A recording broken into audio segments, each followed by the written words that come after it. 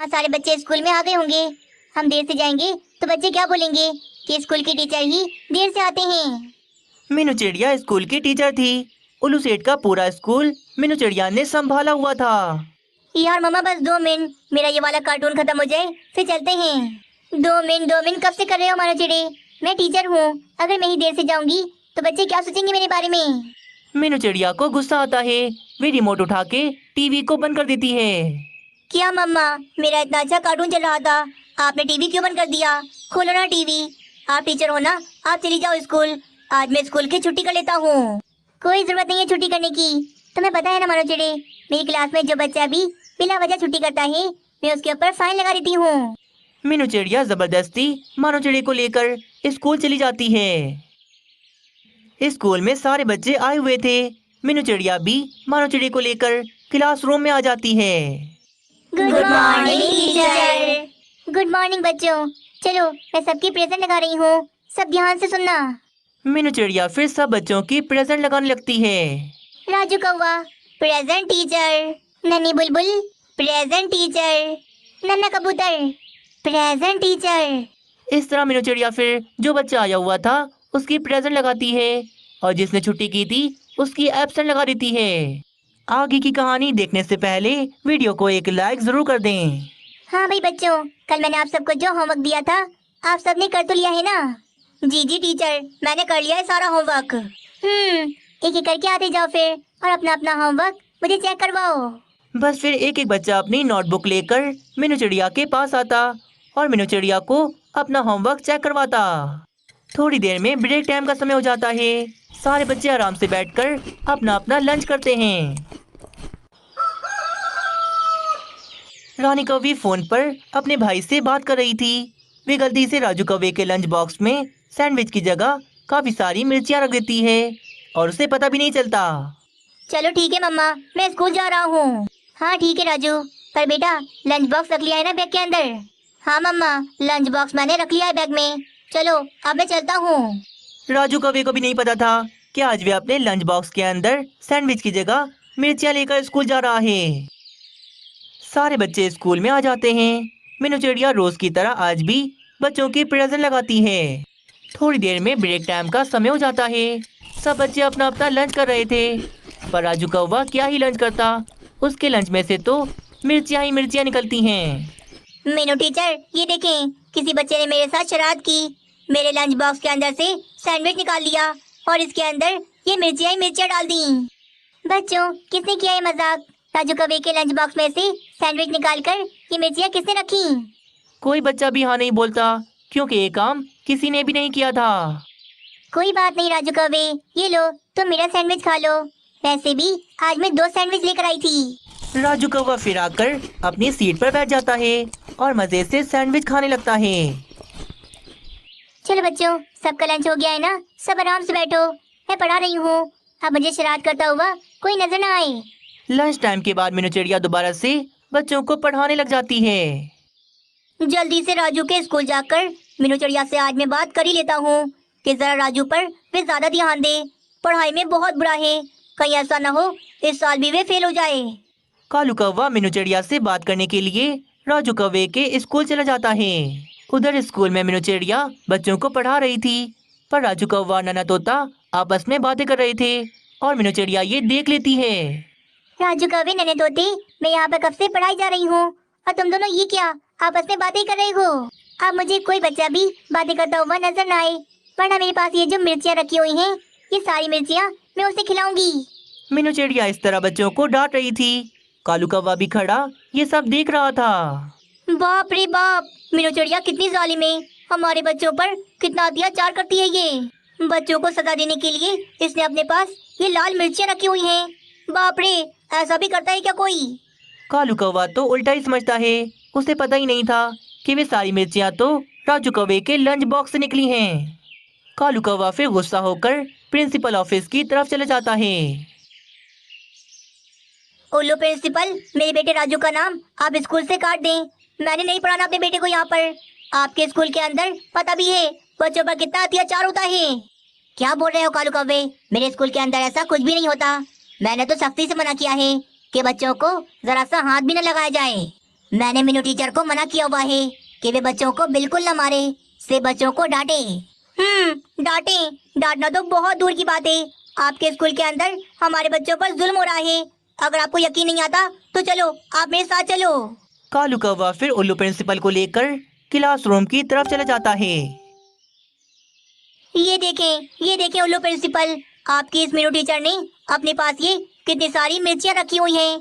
जो बच्चा भी गलती करता है उसे ये मिर्चियाँ खिलाती है। अब बताए ना, ये जुल्म नहीं है तो और क्या है? मैं अपने बच्चे को अब यहाँ पर बिल्कुल नहीं पढ़ाऊंगा। मीनू चिड़िया, क्या है ये सब? मैं तुम्हें सख्ती से बच्चों को मारने के लिए मना किया था, तो तुम बच्चों को सजा देने के लिए ये मिर्चियाँ लेकर आ गई। अरे उल्लू प्रिंसिपल, आप गलत समझ रहे हैं। ये मिर्चियाँ मैं नहीं लाई यहाँ पर। झूठ ना बोलो मीनू चिड़िया, तुम अब पकड़ी गई हो ना, तो अभी ऐसा बोल रही हो। मीनू चिड़िया, मैं तुम्हें अभी के अभी अपने स्कूल से निकालता हूँ। कहीं और जाके काम करो। मुझे अपने स्कूल में ऐसी टीचर नहीं रखनी जो बच्चों पर इतना जुल्म करे। अरे उल्लू प्रिंसिपल, मैं आपसे कह रही हूँ ना, ये सारी मिर्चियाँ लेकर मैं यहाँ पर नहीं आई, बल्कि ये सारी मिर्चियाँ तो राजू कौवे के टिफिन बॉक्स से निकली हैं। हाँ प्रिंसिपल सर, ये सारी मिर्चियाँ तो मेरे टिफिन बॉक्स से ही निकली हैं। पता नहीं कहाँ से आई, लगता है मेरी मम्मा ने ही गलती से रख दी होंगी। देखा, मैं आपसे कह रही हूँ ना, मैं भला ऐसा क्यों करूँगी? मैं तो बच्चों को बिल्कुल नहीं मारती, बस बच्चों को डांटती हूँ। हाँ प्रिंसिपल सर, हमारी मीनू टीचर बहुत अच्छी है, हमें कभी भी नहीं मारती। देखा कालू कौवे, मैंने कहा था ना तुमसे, मेरे स्कूल में ऐसा हो ही नहीं सकता। अब कालू कौवे की गलतफहमी दूर हो गई थी। कालू कौवा फिर मीनू चिड़िया से राजू कौवे की जो बात करने आया था वो बात करता है। क्या करूं ऐसा जिससे मेरे पास बहुत सारे पैसे आ जाएं? कुछ तो तुझे ऐसा करना पड़ेगा कालू, अपने दिमाग की बत्ती जला और कुछ सोच। तभी कालू कौवा देखता है कि सामने से मांस से भरी हुई गाड़ी जा रही थी। अरे अरे, इतना सारा मांस, पर ये इतना सारा मांस कहाँ जा रहा है? मांस के भरे हुए ट्रक को देखकर कालू कौवे की दिमाग की बत्ती जलती है और उससे बढ़िया सा उपाय आ जाता है। कालू कौवा तो उस गाड़ी के सामने आ जाता है और उसे रोक देता है। भैया सुनो जरा, मुझे आपसे कुछ काम है। आप गाड़ी से उतरकर जरा बाहर तो आना। अरे क्या काम है तुम्हें मुझसे कौवे? बालू चील ने ऑर्डर पर ये सारा मांस मंगवाया है, मुझे जल्दी से ये पहुंचाना है उसके घर पर। मेरी बात तो सुनो तुम, मुझे तुमसे बहुत जरूरी काम है, जरा गाड़ी से उतरकर बाहर तो आओ। जग्गू पक्षी जैसे ही गाड़ी से उतरकर बाहर आता है तो कालू कौवा एक डंडा उसके सर पर मारता है और जग्गू पक्षी तो वहीं पर बेहोश हो जाता है। पड़ गया महंगा गाड़ी से उतरना। अब ये सारा का सारा मांस मेरा है, मैं इसे बेचकर बहुत सारे पैसे कमाऊंगा। शातिर कालू कौवा मांस से भरी गाड़ी लेकर फौरन वहाँ से भाग जाता है।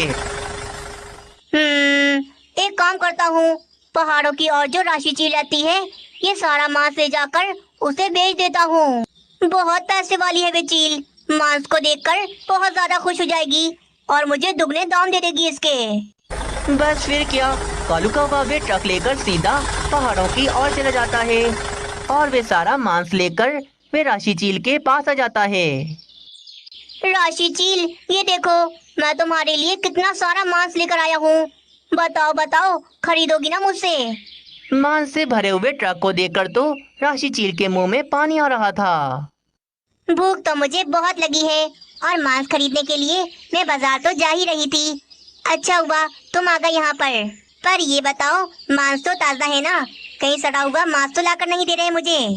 क्या बात करती हो राशि चील, मेरा रोज का काम है ये, आंखें बंद करके लो, ताजे से भी ताजा मांस है ये। ठीक है, फिर मैं तुम्हें अभी घर से पैसे लाकर दे देती हूँ। थोड़ी देर के बाद राशि चील काफी सारे पैसे लाकर कालू कौवे को दे देती है और कालू कौवे का तो एक ही दिन में इतना ज्यादा फायदा हो गया था। दूसरी तरफ बाजू चील कब से अपने मांस के आने का इंतजार कर रही थी। कहाँ रह गया ये जग्गू पक्षी? एक तो पहले इन्हें पैसे दे दो तो हमेशा देर से ही आते हैं। कुछ देर के बाद जग्गू पक्षी को होश आ जाता है तो वे उठकर क्या दिखता है, उसकी गाड़ी तो खड़ी थी पर गाड़ी से सारा का सारा मांस गायब था। परेशान होकर बेचारा जग्गू पक्षी भागा भागा बाजू चील के पास चला जाता है। बाजू चील, मुझे माफ कर दो, मुझे माफ कर दो, मैं तुम्हारा मांस ना ला सका। किया, मैं कब से यहाँ पर मांस के आने का इंतजार कर रही हूँ, भूखी बैठी हूँ मैं कब से। पैसे तो तुमने पहले ले लिए, पर मेरा मांस कहाँ है? तुम लेकर क्यों नहीं आए? बाजू चील, मैं मांस से भरी गाड़ी लेकर तुम्हारी तरफ आ रहा था, तभी अचानक रास्ते में एक कौवे ने मुझे रोका और मुझे गाड़ी से निकालकर मेरे सर पर डंडा मारा। मैं बेहोश हो गया। बस उसके बाद वे मेरी गाड़ी से सारा का सारा मांस चुरा कर भाग गया। क्या? मेरा सारा मांस एक कौवा लेकर भाग गया? कौन है वे चोर कौवा? मुझे उसका नाम बताओ जल्दी, मैं उसे छोड़ूंगी नहीं। मैं नहीं जानता उसे, मैंने तो उसे पहली बार देखा था। जरूर, वे पास वाले मेठू महाराज के जंगल में ही रहता होगा। अब तो उसे ढूंढना बहुत ही आसान है, एक बार हाथ लग जाए उसे कच्चा चबा जाऊंगी। गुस्से में भूखी बाजू चील उस कौवे को ढूंढने के लिए मिठू महाराज के जंगल में चली जाती है। भैया, आप कब आओगे मेरे घर? मुझसे मिले हुए पूरे 2 साल गुजर गए, पर आप तो मेरे घर आते ही नहीं। देख रही हूँ मैं सब, जब से आपकी शादी कराई है भाभी ने तो पूरा आपको अपने वश में कर लिया। अरे नहीं नहीं रानी, ऐसा कुछ भी नहीं है। तुम्हारी भाभी तो अभी है भी नहीं घर पर, वे तो अपने मैके रुकने गई है। तो भैया आप आ जाओ ना मुझसे मिलने, मैं आपका रोजाना इंतजार करती हूँ। आऊंगा आऊंगा रानी, मैं तुमसे मिलने जरूर आऊंगा और आकर तुम्हारे हाथ के मजेदार रसगुल्ले खाऊंगा। हाँ भैया, जल्दी आना, मैं आपका बहुत इंतजार कर रही हूँ। अरे रानी, फोन रखो ना, देखो मैं तुम्हारे लिए गरम गरम बर्गर लेकर आया हूँ। अच्छा भाई, मैं बाद में बात करती हूँ आपसे। रानी कौवी फोन रख देती है। फिर कालू कौवा और रानी कौवी मजे से बर्गर खाते हैं। कितना याद कर रही थी मुझे। चलो आज मैं अपनी बहन रानी के घर चला ही जाता हूँ, उसे सरप्राइज देने में बहुत मजा आने वाला है। सरप्राइज देने रानी कौवी का भाई आज ही मिठू महाराज के जंगल चला जाता है। थोड़ी देर के सफर के बाद वे मिठू महाराज के जंगल में पहुंच जाता है।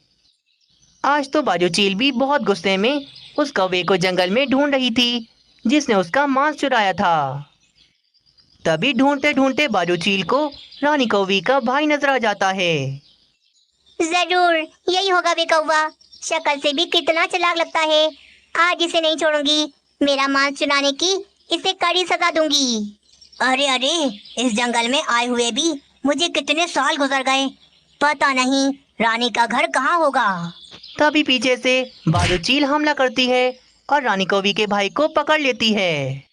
तूने मेरा मांस चुराया है ना, चोर कहेंगे, छोड़ूंगी नहीं तुझे। चोरी करने में शर्म नहीं आती? अरे रुको रुको चील, ये तुम क्या बोल रही हो? मैं कोई चोर वोर नहीं हूँ।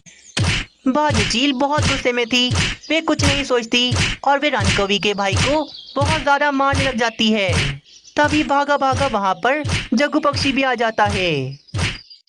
अरे रुक जाओ बाजू चील, ये वे कौवा नहीं है जो तुम इसे मार रही हो। रुक जाओ, छोड़ दो इसे। ये बात सुनकर बाजू चील रुक जाती है। क्या ये वो कौवा नहीं है? पहले बताना था ना, मैंने इस बेचारे कौवे को मार मार कर इसका अंचर पंचर ढीला कर दिया। मैं कह रहा था बार बार, मैं चोर नहीं हूँ। बाजू चील रुक जाओ, मैं तुम्हें उस चोर कौवे का चित्र बना के देता हूँ ताकि अगली बार तुमसे कोई गलती ना हो। जग्गू पक्षी कालू कौवे का चित्र बनाने के लिए चला जाता है।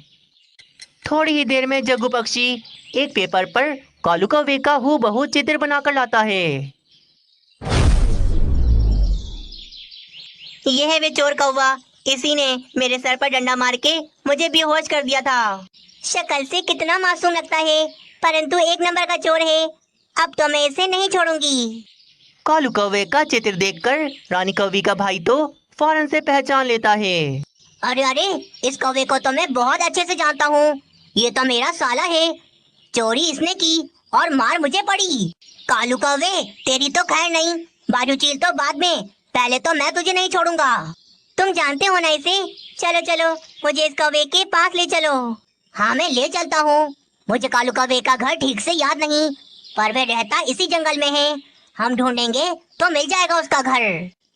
बस फिर रानी कौवी का भाई बदला लेने के लिए बाजू चील को साथ लेकर कालू कौवे के घर चला जाता है।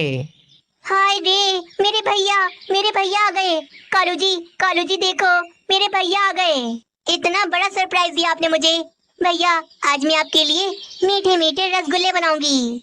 हाँ हाँ मेरी बहन जरूर बनाना, पर अभी मुझे तुम्हारे पति से बहुत जरूरी काम है। हाँ हाँ बोलो बोलो भैया, आपको मुझसे क्या काम है? वैसे अब आप मुझसे पैसे मांग सकते हो, क्योंकि आपके साले के पास बहुत पैसे आ गए हैं। माल से भरा ट्रक मैंने मंगवाया और चोरी तूने किया। दुष्ट कौवे, तेरी वजह से मैंने इस मासूम कौवे को भी कितना मारा। किया? तुमने भाई को मारा? वैसे अच्छा ही किया, भैया की थोड़ी पिटाई तो होनी ही चाहिए थी। बहुत हंसी आ रही है ना तुझे? अभी तेरी ये हंसी रोने में बदलता हूँ। बस फिर क्या, रानी कौवी का भाई और बाजू चील दोनों ही मिलकर कालू कौवे की जमकर पिटाई लगाते हैं।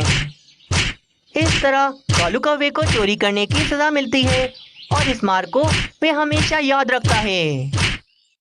जंगल में सख्त सर्दी का मौसम चल रहा था। सारे के सारे पक्षी धूप में खड़े आपस में बातें कर रहे थे। भाई, इस बार की सर्दियों ने तो हमारा हाल बुरा कर दिया। कितनी ज्यादा ठंड होती है हमारे घरों में। हम तो हीटर भी नहीं ले सकते, कितना महंगा होता है वो। चलो हम सब जाकर अपने अपने लिए कंबले ले आते हैं। कम से कम रात को हमें ठंड तो थोड़ी कम लगेगी। हाँ कालू कौवे, तुम ठीक कह रहे हो। कंबले तो हमें खरीदनी ही पड़ेंगी, क्योंकि कंबल के बिना तो अब हमारा गुजारा नहीं है।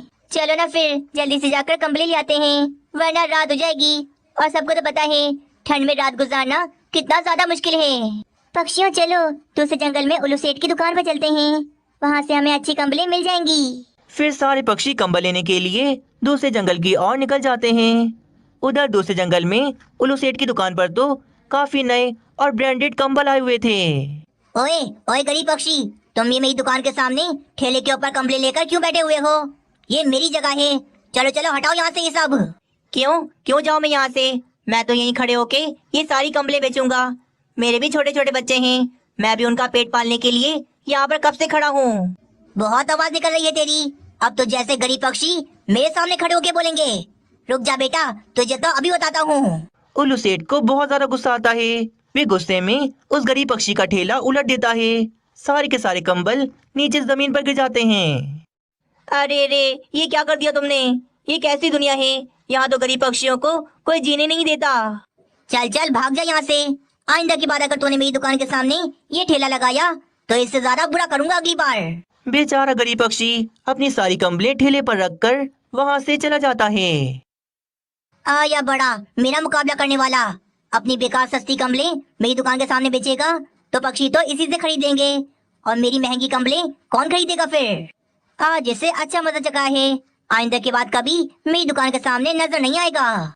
कुछ देर के बाद सारे के सारे पक्षी कंबल लेने के लिए उल्लू सेठ की दुकान पर आ जाते हैं। उल्लू सेठ, हम सबको अच्छी अच्छी कंबलें दिखाओ।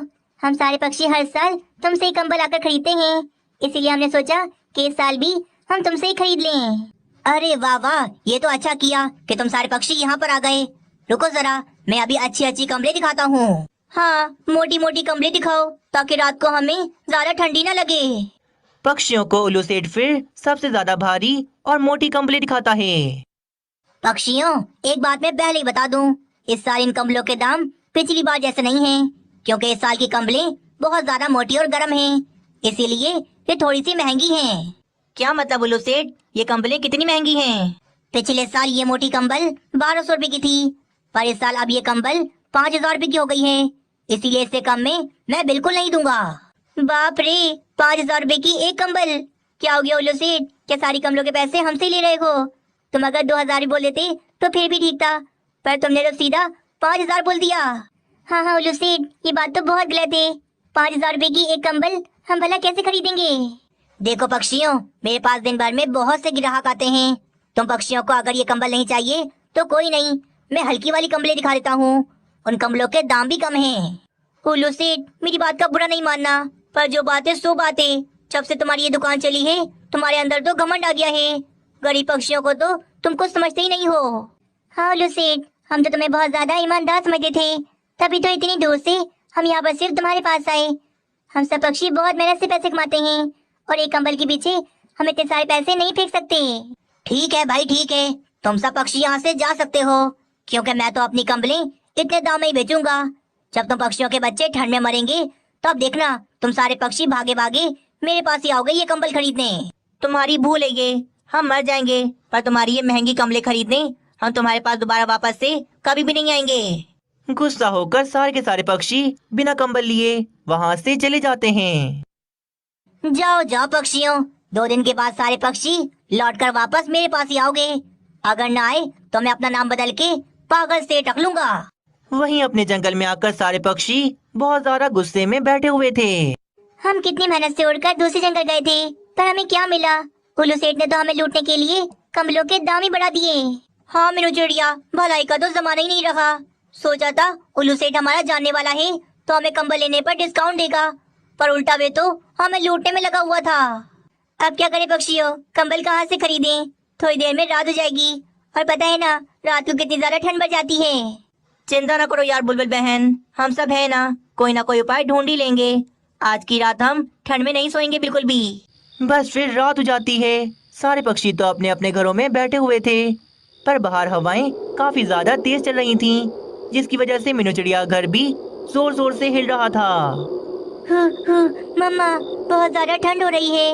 और ये क्या, हमारा ये घर इतने जोर जोर से क्यों हिल रहा है? मानो चिड़ी, बाहर हवाएं तो देखो कितनी ज्यादा तेज चल रही हैं। इसी वजह से हमारा ये घर भी जोर जोर से हिल रहा है। पर मम्मा, अगर इन तेज हवाओं की वजह से हमारा ये घर टूट गया तो ये तो सीधा हम पर ही गिरेगा। हाँ चलो चलो मेरे बेटे, हम जल्दी से घर से बाहर चलते हैं, वरना अगर ये घर टूट गया तो सीधा हम पे आके गिरेगा। मीनू चिड़िया फिर मानो चिड़े को लेकर फौरन से घर से बाहर आ जाती है, पर उन तेज हवाओं की वजह से वे घर पेड़ से नीचे गिर के टूट ही जाता है। हाय रे, हमारा घर नीचे गिर के टूट गया। कितनी मेहनत से मैंने रात दिन लगाकर ये घर बनाया था। मम्मा, अब हम कहाँ जाएंगे? ये ठंड तो बढ़ती जा रही है, और देखो ना बर्फबारी भी शुरू हो गई। अपनी खिड़की से कालू कौवा मीनू चिड़िया और मानो चिड़े को बाहर सर्दी में कांपता हुआ देख लेता है। अरे बाप रे, मीनू चिड़िया घर टूट गया। बेचारी किस तरह अपने बेटे को लेकर बाहर ठंड में खड़ी है। चलो जल्दी से जाकर इसे अपने घर में ले आता हूँ। कालू जी आप यहीं रुको, मैं जाती हूँ, मीनू चिड़िया और मानो चिड़े को लेके आती हूँ। रानी कौवे फिर चली जाती है। मीनू चिड़िया और मानो चिड़े को लेकर वे अपने घर में आ जाती है। मीनू चिड़िया, तुम्हारा घर टूट गया है ना, तुम इस बात की बिल्कुल चिंता मत करना। ये भी तुम्हारा अपना ही घर है, तुम मानो चिड़े के साथ यहाँ पर आराम से रहो। हाँ मीनू चिड़िया, वैसे भी तुम कहती हो ना, हम पक्षियों को मुश्किल समय में एक दूसरे का साथ देना चाहिए, तो देखो मैं भी वही कर रहा हूँ। बहुत बहुत शुक्रिया कालू कौवे, मैं तो बहुत ज्यादा परेशान थी कि इतनी ज्यादा ठंड में मैं मानो चिड़े को लेकर कहाँ जाऊंगी, पर रानी कौवे आई और मुझे यहाँ लेकर आ गई। मम्मा, मुझे तो बहुत ज्यादा भूख लग रही है, कुछ खाने को दो ना। अरे खाना तो हमने भी नहीं खाया, चलो मैं लगाती हूँ, फिर सब मिलके खाते हैं। रानी कौवे फिर जल्दी से भोजन लगा देती है। आज उसने गरम गरम रोटियां और दाल बनाई थी। सब मिलकर मजे से भोजन खा रहे थे। मानो चिड़ा जल्दी जल्दी भोजन खाता है और वे सामने रखी गरम रोटी को ही ओढ़ के सो जाता है। अरे मीनू चिड़िया, अपने बेटे को देखो कैसे रोटी ओढ़ के सो गया। मीनू चिड़िया फिर मानो चिड़े को ऐसे रोटी ओढ़ के सोता हुआ देखती है तो उसके मन में तो बढ़िया सा उपाय आ जाता है। अरे वाह, ये देखकर तो मुझे बहुत बढ़िया सा उपाय मिल गया। हम महंगी कंबल नहीं खरीद सकते तो क्या हुआ, हम बड़ी बड़ी रोटियां बनाएंगे और गरम गरम रोटियां बना के हम उन्हीं रोटियों को कंबल की जगह ओढ़ लेंगे। रोटियां गरम होंगी, इसीलिए हमें ठंड भी नहीं लगेगी। अरे वाह मीनू चिड़िया, ये तो बहुत बढ़िया उपाय है। अगर ऐसा हो गया तो उल्लू सेठ तो जल के काला हो जाएगा। हम रोटी वाली गरम कंबल ओढ़ के आराम से सोएंगे फिर। बस फिर क्या था, मीनू चिड़िया और रानी कौवे मिलकर बड़ी बड़ी रोटियां बनाने लगती हैं। जब रोटियां बनके तैयार हो जाती हैं तो वे सारे पक्षी वे बड़ी सी रोटियां ओढ़ के ही आराम से सो जाते हैं। रोटियां गर्म थीं, इसलिए पक्षियों को बिल्कुल भी ठंड नहीं लग रही थी। वे पक्षी तो सुकून से सो रहे थे। पक्षियों, तुम सब मानोगे नहीं, कंबल से ज्यादा तो गरम रोटी को ओढ़ के सोने में आता है। पता है कल हमने ऐसा ही किया। हाँ पक्षियों, कल रात जो सोने में मजा आया वैसा मजा तो मुझे आज तक नहीं आया। रोटी पूरी रात गर्म थी, जिसकी वजह से सोने में भी बहुत ज्यादा मजा आ रहा था। तो फिर ठीक है, हम भी आज रात को अपने अपने घरों में बड़ी बड़ी सी रोटियां बनाएंगे और उन्हें ओढ़ के हम सो जाएंगे आराम से। बस फिर क्या, रात हो जाती है। कालू कौवे और मीनू चिड़िया की बात मानकर पक्षी अपने अपने घरों में बड़ी बड़ी सी रोटियां बना रहे थे। जब रोटियां बनकर तैयार हो जाती तो पक्षियों उन्हीं रोटियों को ओढ़ के आराम से सो जाते। पक्षियों को बिल्कुल भी सर्दी नहीं लगती। फिर कुछ दिन ऐसे ही गुजर जाते हैं। उल्लू सेठ तो पक्षियों का इंतजार कर रहा था कि पक्षी अभी तक उसकी दुकान पर कंबल खरीदने क्यों नहीं आए। अरे भाई, एक हफ्ते से ऊपर हो गया, पक्षी मेरे पास दोबारा कंबल खरीदने क्यों नहीं आए? अगर पक्षी जल्दी ना आए तो मुझे अपना नाम बदल के पागल सेठ रखना पड़ेगा, जो मैंने अपने आप से कहा था। पक्षियों का पता लगाने रात को उल्लू सेठ पक्षियों के जंगल में आता है और वे घर की खिड़की से पक्षियों के घरों में झांकता है। अरे बाप रे, ये कैसी कंबल है? ये कंबल तो नहीं लग रही। अरे ये तो रोटी है, इतनी बड़ी बड़ी रोटियां। बाप रे, ये पक्षी तो बड़े ही चालाक निकले। बड़ी बड़ी रोटियां बना के इन्हें ही ओढ़ के सो गए। पक्षियों को रोटी वाली कंबल में देखकर उल्लू सेठ तो बहुत ज्यादा ही जल जाता है। आखिरकार वे वापस चला जाता है। उल्लू सेठ को तो अब बहुत ज्यादा चिंता हो रही थी कि अगर रोटी वाली कंबल का उपाय और जंगलों में भी फैल गया तो उसकी कंबलें तो बिकना